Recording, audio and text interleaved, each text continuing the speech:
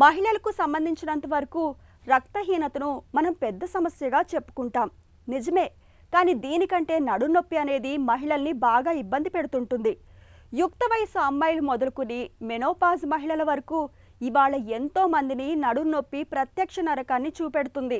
ఇంట బయట గంటల తరబడి పనిచేయడం వల్ల కావచ్చు, కూర్చునే తీరుతెన్నులు సరిగ్గా లేకపోవడం వల్ల కావచ్చు, ఇతరత్ర జబ్బుల వల్ల కావచ్చు, నేడు నడునొప్పి అనేది అతివల పాలిట అతిపెద్ద సమస్యగా మారుతుంది.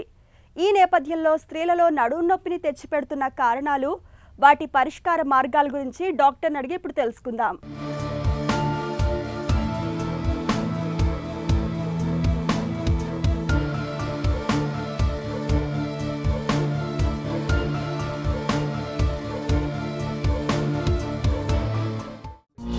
స్త్రీలలో నడుము నొప్పిని తెచ్చిపెడుతున్న కారణాలేంటి? హార్మోనల్ వైజ్ కానీ లేకపోతే ఫీమేల్ బాడీ స్ట్రక్చర్ అండ్ బయోమెకానికల్గా చూసుకుంటే మేజర్ డిఫరెన్సెస్ ఎక్కువేం ఉండవు. Except for some estrogens and some basic hormones, major hormonal changes వల్ల యాక్సలరేటెడ్ ఆస్టియోపోరోసిస్ రావడం అనేది చాలా తక్కువ. కాకపోతే ఫీమేల్స్లో I would say most common thing is lack of exercise. అంటే మనం ఎప్పుడైతే బాడీని మనం స్ట్రెయిన్ చేయమో, ఎక్కువ మనం ఎండలోకి వెళ్లకుండా, వైటమిన్ డి తక్కువ ఉండి, అండ్ మనం ఎక్కువ వాకింగ్ చేయకుండా, ఎక్కువ మాన్యువల్ వర్క్స్ ఎక్కువ చేయకుండా ఉంటే డెఫినెట్గా బోన్స్ మీద లోడ్ తగ్గి బోన్స్ బ్రిటిల్గా అయ్యే అవకాశాలు ఎక్కువ ఉంటాయి. So this is the first important cause. And second important cause ఏంటంటే హిస్టెక్టమీస్ అవి. సో మనం ఎప్పుడైతే ఓవరీస్ అవి రిమూవ్ చేస్తామో ఈస్ట్రోజన్ హార్మోన్స్ అవి ఫామ్ అవ్వవు. దానివల్ల మనకి ఎర్లీ ఏజెస్లోనే ఆస్టియోపోరోసిస్ వస్తుంది. సో ఈ రెండు ఫీమేల్స్లో ఎక్కువ ఆస్టియోపోరోసిస్ వచ్చే కాజ్. కాన్పు సమయంలో ఇచ్చే మత్తు మూలంగా నడుము నొప్పి వస్తుందా? లిటరేచర్ ప్రకారం ఇంజెక్షన్ చేయడం వల్ల బ్యాక్ పెయిన్ రావడం అనేది ఎక్స్ట్రీమ్లీ రేర్. అసలు అలాంటి లాజిక్స్ అయితే ఎప్పుడూ లేవు. కాకపోతే వాట్ వీ థింక్ ఈజ్, మనకు ప్రెగ్నెన్సీ అప్పుడు యూజువల్గా around 12 to 14 kgs and average పెరుగుతున్నారు చాలామంది. ఎప్పుడైతే మనకి ముందే కొంచెం లావుగా ఉండి, ముందే డిస్క్ ప్రాబ్లమ్స్ ఉండి, డిస్క్ డిహైడ్రేషన్ అట్లాంటివి ఉండి, అపాన్ దట్ ప్రెగ్నెంట్ ఎప్పుడైతే అవుతారో ఆ weight increase, sudden weight gain over 1 year వల్ల బాగా బ్యాక్ మీద అండ్ మనకి లంబర్ స్పైన్ కూడా లాటోసిస్లోకి వెళ్తుంది ప్రెగ్నెన్సీ అప్పుడు. దానివల్ల డిస్క్స్ మీద ఇంకా ప్రెషర్ పడి డీజనరేషన్ చాలా ఎక్కువ అయ్యే అవకాశాలు ఉంటాయి. సో ఎప్పుడైతే డెలివరీ అయిపోతుందో అవ్వంగానే వాళ్ళకి ఆ పెయిన్స్ కొంచెం ఎక్కువగా తెలిసే అవకాశాలు ఉంటాయి. సో న్యాచురల్గా మనకి ఎపిడ్యూరల్ స్టెరాయిడ్ అప్పుడు ఇస్తారు, ఎపిడ్యూరల్ ఎనస్థీషియా ఇస్తారు కాబట్టి అవి మనం దాంతో కొరిలేట్ చేసుకుని, సార్ నాకు ఇంజెక్షన్ చేశారు, ఇంజెక్షన్ చేయగానే పెయిన్ వస్తుంది అంటారు, కానీ యూజువల్గా అది వెరీ రేర్. సో దీనికి వచ్చే మార్గం ఏంటంటే, యూజువల్గా మనం ప్రెగ్నెన్సీ ప్లాన్ చేస్తున్నప్పుడు కూడా మనం ఐడియల్ వెయిట్ ఉండాలి, మరీ హెవీగా ఒబీస్గా ఉండకూడదు. నడుము నొప్పి విషయంలో ఎలాంటి పరీక్షలు చేస్తారు?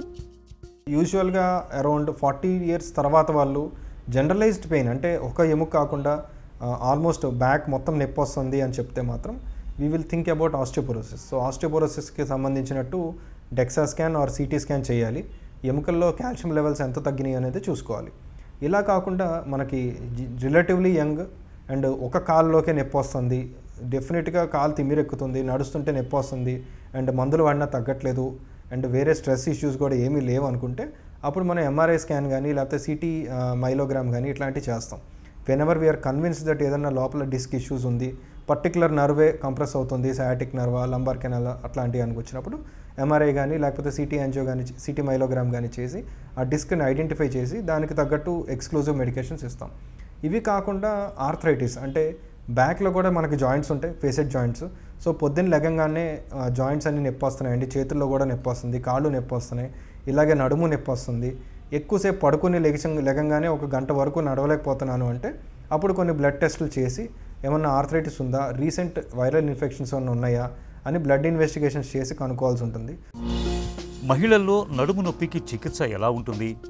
పెయిన్ ఎప్పుడైతే ఉందో దాని జనరేటర్స్ని ఐడెంటిఫై చేసి యూజువల్గా ఫిజియోథెరపీ అండ్ ఎక్సర్సైజెస్ చెప్తాము. దాని తర్వాత మైల్డ్ మెడికేషన్స్, అంటే పెయిన్ అనేది ఒక సైకిల్. ఇన్ కేస్ అది 3 weeks మించి ఉందంటే డిఫరెంట్ మల్టిపుల్ పెయిన్ కిల్లర్స్ ఒకేసారి పెడతాం జరుగుతుంది. ఒకవేళ ఇది దాటి మనకి ఇంకా తగ్గట్లేదు అండ్ నర్వ్ ఇంజురీ కూడా ప్రోగ్రెస్ అవుతుంది, వీక్నెస్ ఎక్కువ అవుతుంది కాళ్ళలో అనుకుంటే అలాంటప్పుడు కొంచెం రూట్ బ్లాక్స్ అని కానీ నర్వ్ ఇంజెక్షన్స్ కానీ అట్లాంటివి ప్లాన్ చేస్తామండి. ఒక 6 months వెయిట్ చేశాక కూడా డెఫినెట్గా డిస్క్ తగ్గట్లేదు, పేషెంట్కి చాలా ఇబ్బంది అవుతుంది, యూరినరీ సిమ్టమ్స్ ఎక్కువ ఉన్నాయి, వర్క్ చేసుకోలేకపోతున్నారు అనుకుంటే then we'll suggest surgeries. Young patients single sided కొంచెం జ్యూసీగా ఉందనుకుంటే ఎండోస్కోపీ డెఫినెట్లీ బాగా వర్క్ చేస్తుంది. అలా కాకుండా బోనీ వర్క్ ఎక్కువ చేయాలి, ఎడేషన్స్ ఎక్కువ ఉన్నాయి, ఇలాంటి సిచ్యువేషన్స్లో మనం ఎంఐఎస్ కానీ ఓపెన్ సర్జరీస్ కానీ రోబోటిక్ టెక్నాలజీ కానీ యూజ్ చేసి కంప్యూటర్ నావిగేషన్ కానీ ఇట్లాంటివి వాడి మనం సర్జరీస్ చేయాల్సి ఉంటుందండి. నడుము నొప్పి చికిత్సల విషయంలో కొత్తగా వచ్చిన మార్పులేంటి? ఇదివరకు ఎవరికైనా ఫ్రాక్చర్స్ అయినా, చిన్న చిన్న ఆస్టియోపోరోసిస్ ఫ్రాక్చర్స్ అయినా, లేకపోతే డిస్క్ ప్రొలాప్స్ ఉన్నా మనం ఒక 3 వీక్స్ 4 వీక్స్ కంపల్సరీ రెస్ట్ ఇస్తూ ఉంటాం. ఇప్పుడు అలా కాకుండా జస్ట్ మనం వారం రోజులు చిన్న రెస్ట్ ఇచ్చి ఆ తర్వాత మజిల్ బ్యాలెన్సింగ్, అంటే ఒకవేళ డిస్క్ ప్రొలాప్స్ అయితే ఎక్స్టెన్షన్ ఎక్సర్సైజెస్ చెప్తాం, అదే స్టీనోసిస్ అయితే ఫ్లెక్షన్ ఎక్సర్సైజెస్ చెప్తాం, కొన్ని పర్టికులర్ మూమెంట్స్ అవాయిడ్ చేయమని చెప్తాం. సో ఇలాంటి అడ్వాన్స్డ్ ట్రీట్మెంట్స్ ఉన్నాయి. ఎప్పుడైతే మనం ఆ మూమెంట్స్ చేస్తున్నప్పుడు కూడా డిస్క్ని ఐడెంటిఫై చేసి అదేమన్నా నర్వ్ కంప్రెషన్ జరుగుతుందా లేదో చూసి దాన్ని బట్టి మనం ఎక్సర్సైజెస్ ప్లాన్ చేస్తాం. Every schedule of physiotherapy is isolated and only specific for every patient. And recent osteoporotic medications కూడా చాలా అడ్వాన్సెస్ వచ్చినాయి. ఎక్కడైతే మనం ఇనీషియల్గా మనం నేజల్ స్ప్రేస్తో స్టార్ట్ చేసి, ఓరల్ మెడికేషన్స్తో స్టార్ట్ చేసి, తర్వాత డైలీ ఇంజెక్షన్స్ ఇవ్వాలి, ఆ తర్వాత మళ్ళీ దాన్ని 2 years వాడిన తర్వాత టెరిపారటైడ్ అలాంటి డ్రగ్స్ వాడిన తర్వాత మళ్ళీ దాన్ని ఫాలోఅప్ చేయడానికి బిస్ఫాస్ఫోనేట్స్ ఇస్తుంటాం. సో ఇలాంటి రీసెంట్ మెడికేషన్స్ ఏవైతే మనకి జనరిక్గా కూడా దొరుకుతున్నాయి చాలా తక్కువగా, సో ఇలాంటివి వాడటం వల్ల డెఫినెట్గా ఎఫెక్టివ్గా చాలా వరకు బ్యాక్ పెయిన్స్ మనం కంట్రోల్ చేయగలుగుతాం. నడుము నొప్పి తలెత్తకుండా ఎలాంటి జాగ్రత్తలు తీసుకోవాలి? ఫస్ట్ థింగ్ ఏంటంటే అవర్ లైఫ్ స్టైల్ని బాగా జాగ్రత్తగా చూసుకోవాలి. We should definitely not fall prey to our employers. మన లైఫ్ స్టైల్ ఇప్పుడు ఇట్లా 16 గంటలు 17 గంటలు పనిచేయడం వల్ల బాడీలో వచ్చే చేంజెస్ ఒక పీరియడ్ ఆఫ్ టైంలో ఇర్రివర్సబుల్ డ్యామేజ్ జరుగుతుంది. లైక్ మనం మళ్ళీ వెనక్కి వెళ్ళి మన బాడీని మనం రిపేర్ చేసుకుందామన్నా సరే అవ్వదు. So that's most important. ఇలాగే ఎవ్రీ ఫీల్డ్ ప్రతి దాంట్లోనూ ఇలాగే జరుగుతుంది. So you have to maintain proper work, family and personal balance. Not only family, personal life, work and your family. So personal life అంటే మీరు చేసే ఎక్సర్సైజ్ అని కానీ relaxing is very important. You have to spend time. Me hobbies ఏవైతే ఉన్నాయో practice చేసుకోండి. ఒక 5-6 hours work చేయండి. You can extend it to 8 hours, but I don't maximum that. In case ఒక 3-4 hours మించి ఒక పర్టికులర్ ఒక ప్రాజెక్ట్ మీదో లేకపోతే ఒక పర్టికులర్ కూర్చునే పని చేయాలనుకుంటే డెఫినెట్లీ మధ్యలో ఒక 1 hour బ్రేక్ ఇవ్వండి. After 8 it's definitely not. అంటే either it can be 4 in the morning 4 in the night, but అది మీ లైఫ్ స్టైల్ ఏదైతే మీరు మేనేజ్ చేసుకుంటారో దట్ ఈస్ మోస్ట్ ఇంపార్టెంట్. నడుము నొప్పిని నివారించుకోవడం అన్నది పూర్తిగా మన చేతుల్లోనే ఉంది. నిత్యం మనం పనిచేస్తున్న తీరుతెన్నులు, కూర్చునే భంగిమల విషయంలో కాస్తంత శ్రద్ధ తీసుకుంటే చాలు. నడుము నొప్పిని చాలా వరకు నివారించుకోవచ్చు. సమస్య మరీ తీవ్రంగా ఉన్నప్పుడు కొంతకాలం పాటు డాక్టర్ పర్యవేక్షణలో చికిత్స తీసుకోవడం మంచిది.